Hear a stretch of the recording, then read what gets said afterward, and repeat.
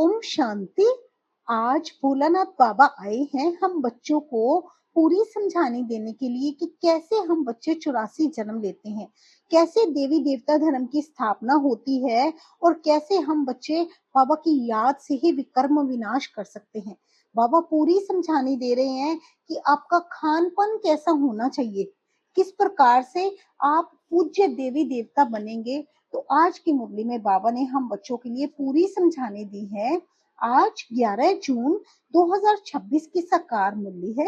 बाबा कहते मीठे बच्चे, पूरा वर्षा लेने के लिए एक बाप से पूरी प्रीत रखो। तुम्हारी प्रीत किसी भी देहधारी से नहीं होनी चाहिए। प्रश्न है, जो अपने दैवी संप्रदाय के होंगे उनके सामने कौन से अक्षर घूमते रहेंगे?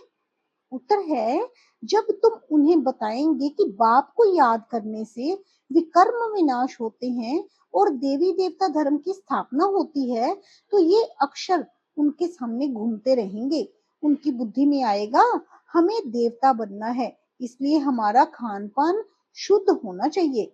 बाबा कहते उन्हें फिर बुद्धि में आएगा ना कि हमें देवता बनना है, इसलिए हमारा खान पान शुद्ध होना चाहिए। गीत है, भोलेनाथ से निराला कोई और नहीं। ओम शांति। ओम शांति मीठे बाबा। बाबा कहते भोलेनाथ के बच्चे सुन रहे हैं। किससे? भोलानाथ से। भोलानाथ शिव को ही कहा जाता है, उनका नाम ही शिव है। भोलानाथ के बच्चे अर्थात शिव के बच्चे आत्माएं सुन रही हैं इन कानों से। अभी तुम बच्चे आत्म अभिमानी बने हो। बच्चे टेप पर भी मुरली सुनते हैं तो समझते हैं शिव बाबा हमको अपना परिचय देते हैं। मैं सभी आत्माओं का बाप हूँ, जिसको तुम परम पिता परम आत्मा यानी परमात्मा कहते हो। उनको सदैव फादर ही कहते हैं। कौन कहते हैं कि वे फादर हैं? आत्मा। आत्मा को अब ज्ञान मिला है और कोई मनुष्य मात्र को ये ज्ञान नहीं है। हम आत्मा को दो बाप हैं, एक साकार एक है निराकार। वे परम पिता है, ये समझाने और कोई दे ना सके। बाप के सिवाय और कोई ये पूछ ना सके। बाप ही पूछते हैं, तुम जो कहते हो परम पिता परमात्मा गॉड फादर, वे तुम किसके लिए कहते हो? बाप ही पूछते हैं ना, तुम जो कहते हो कि परम पिता परमात्मा गॉड फादर, वे तुम किसके लिए कहते हो? क्या लौकिक बाप के लिए व पारलौकिक बाप के लिए? लौकिक फादर को गॉड फादर कहेंगे? बाबा यहाँ पे प्रश्न पूछ रहे हैं, क्या लौकिक फादर को गॉड फादर कहेंगे? हिंदी में अक्षर भी है ना, परम पिता, वह तो एक ही निराकार है। ईश्वर प्रभु व भगवान कहने से बाप सिद्ध नहीं होता। माना कहते हैं ना, भक्ति मार्ग में हम ईश्वर प्रभु व भगवान कहते हैं, तो बाबा कहते हैं ये अक्षर कहने से बाप सिद्ध नहीं होता। गॉड फादर अक्षर अच्छा है। आत्मा ने कहा वे हमारा गॉड फादर है। लौकिक फादर तो सिर्फ शरीर का बाप है। तुम सबसे पूछा जाता है तुमको कितने फादर्स हैं? एक है लौकिक, दूसरा है पारलौकिक। दोनों में बड़ा कौन है? तो फिर प्रश्न आता है कि दोनों में बड़ा कौन है? जरूर कहेंगे पारलौकिक फादर। उनकी महिमा है सब पतितों को पावन बनाने वाला पारलौकिक बाप है। ये भी अभी तुम समझते हो। बाबा कहते ये सब बातें भी अभी तुम समझते हो, दुनिया में ये कोई भी नहीं समझते।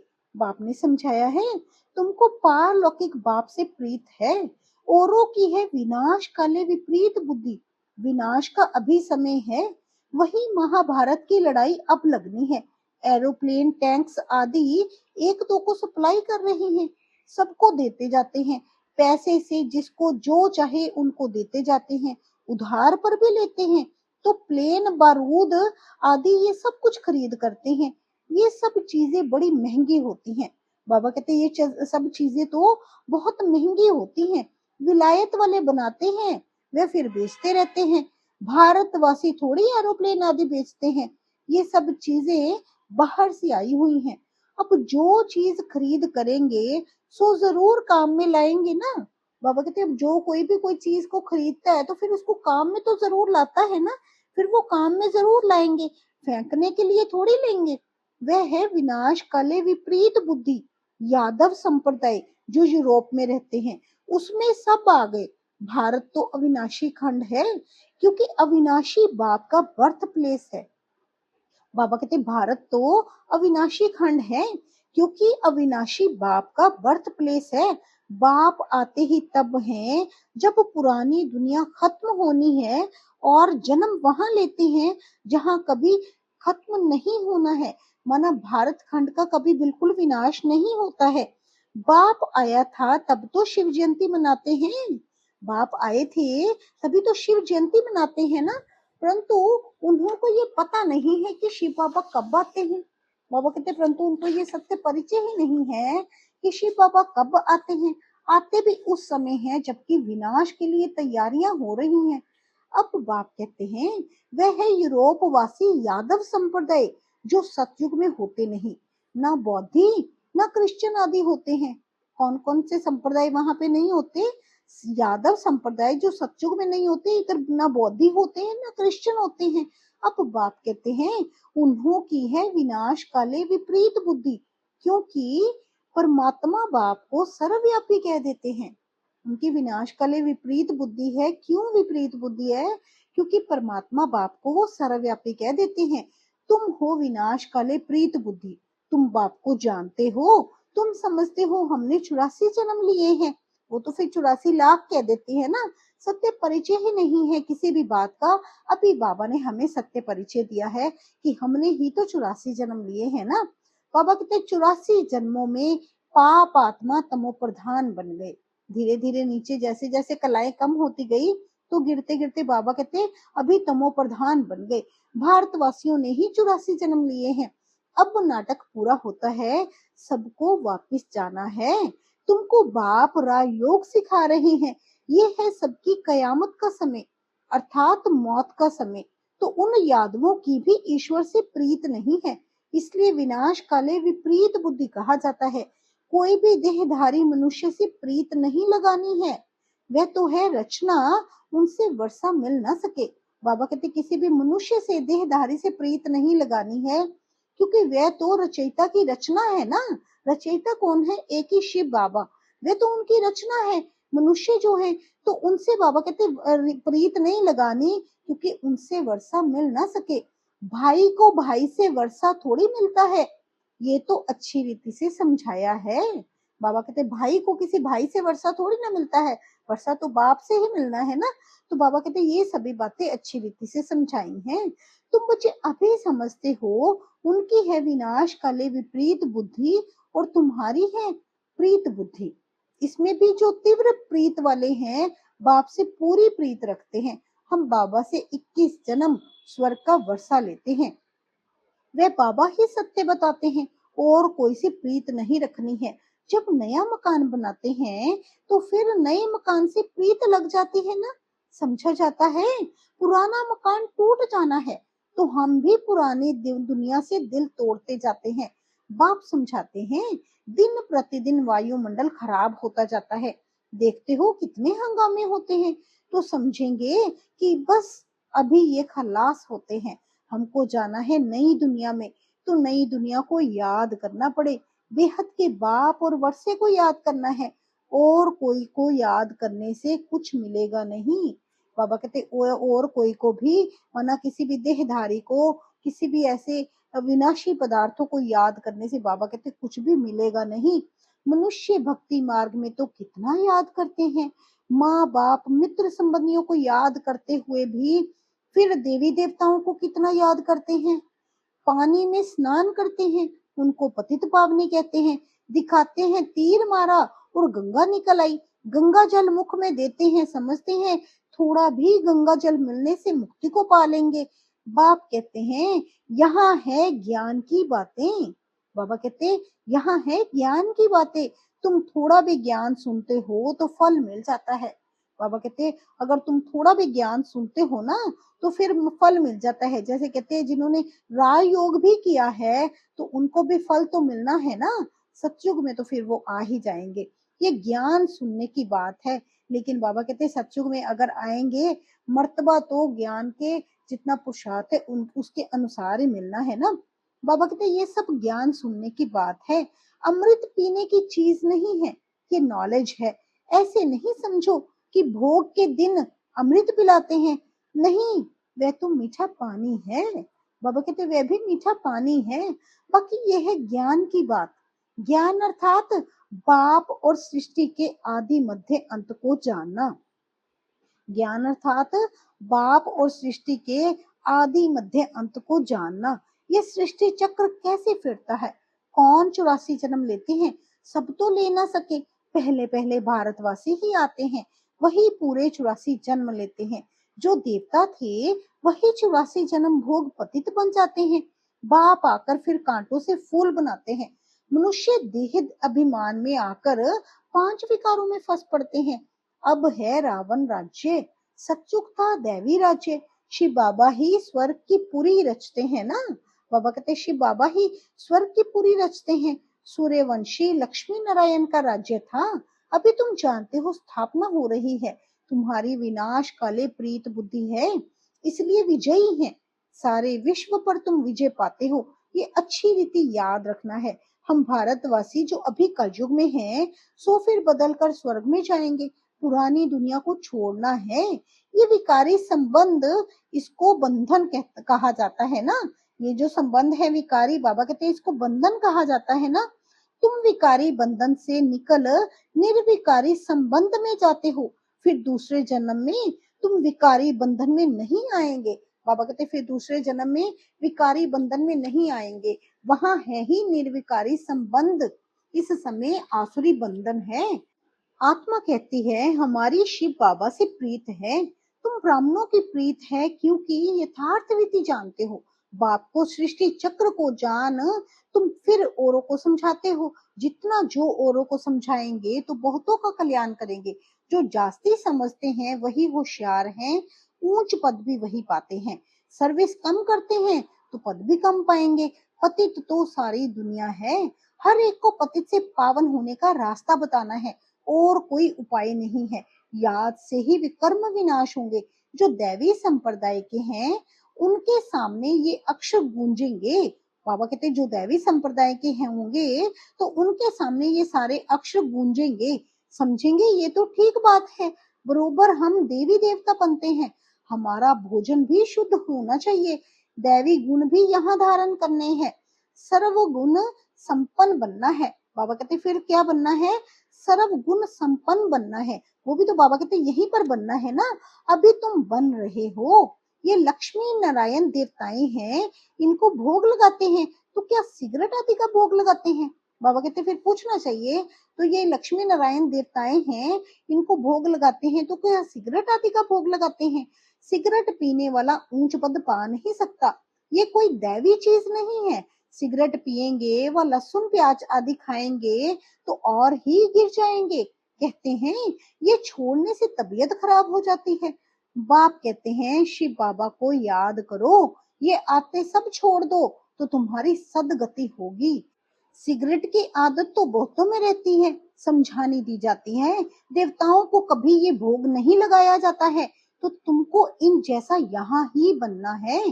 तुम छी चीजें खाते रहेंगे तो वह बांस आती रहेगी। सिगरेट व शराब पीने वालों से दूर से ही बांस आती है ना। तो तुम बच्चों को दैवी गुण धारण करने हैं, वैष्णव बनना है। जैसे विष्णु की संतान है, तुम विष्णु अर्थात दैवी संतान बनते हो। यहाँ हो तुम ईश्वरीय संतान। बाबा कहते तुम दैवी संतान बनते हो, यहाँ हो तुम ईश्वरीय संतान। ये तुम्हारा सर्वोत्तम जन्म है। देवताओं से भी उत्तम तुम हो।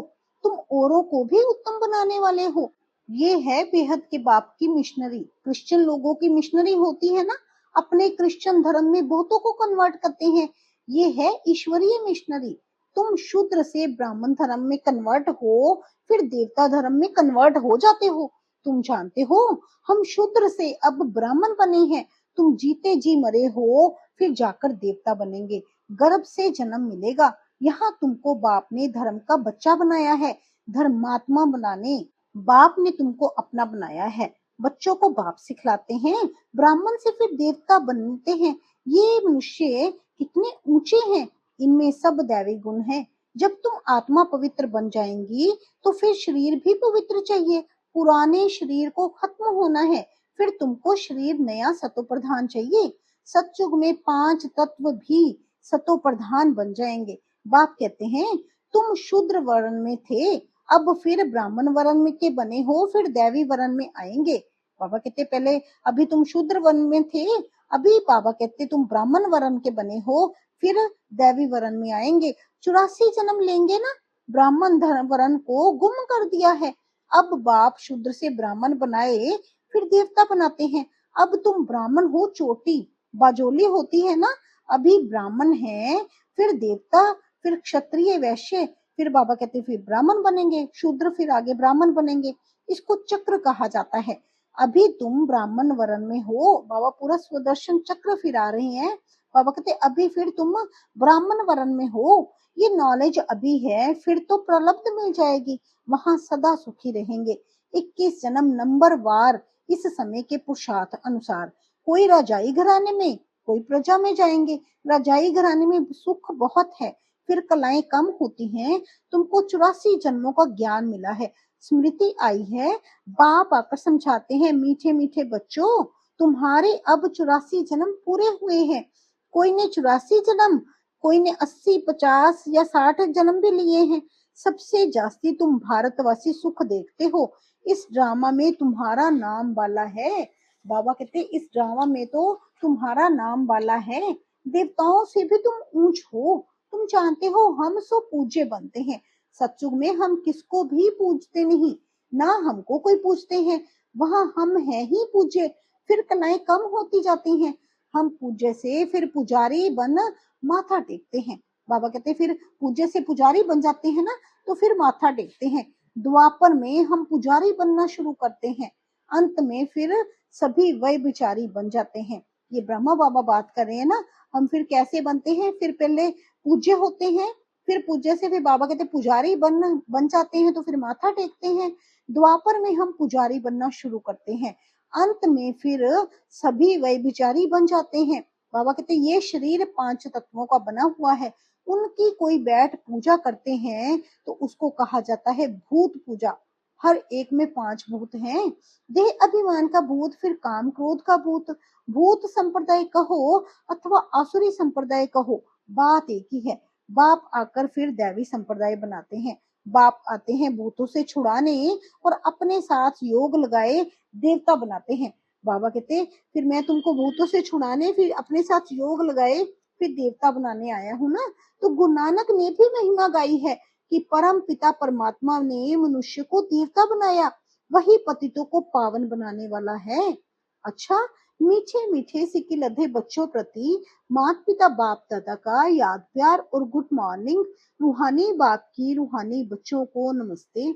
हम सब रूहानी बच्चों की रूहानी माता पिता बाप दादा को गुड मॉर्निंग, नमस्ते, ओम शांति। शुक्रिया मेरे बाबा, शुक्रिया। धारणा के लिए मुख्य सार है, ब्राह्मण से देवता बनने के लिए जो भी छीछी आदतें हैं उन सबको छोड़ना है। शूद्रों को ब्राह्मण धर्म में कन्वर्ट कर देवता बनाने के लिए ईश्वरीय मिशन के कार्य में सहयोगी बनना है। शराब, सिगरेट या जो भी गंदी आदतें हैं वे निकाल देनी है। इस विनाश काल के समय में एक बाप से सच्ची प्रीत रखनी है। पुराना मकान टूटने वाला है, इसलिए इससे दिल निकाल नए से लगानी है।